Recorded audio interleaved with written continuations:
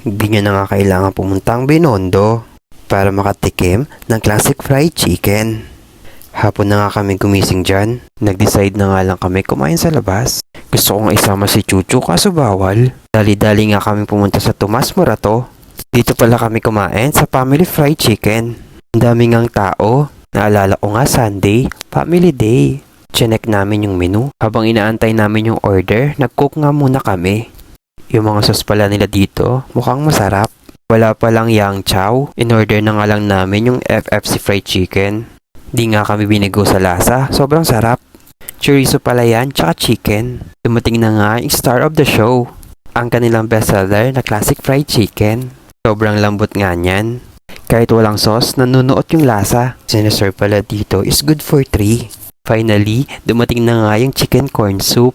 Ang babait din pala ng mga staff nila. O-order pa sana kami ng gulay.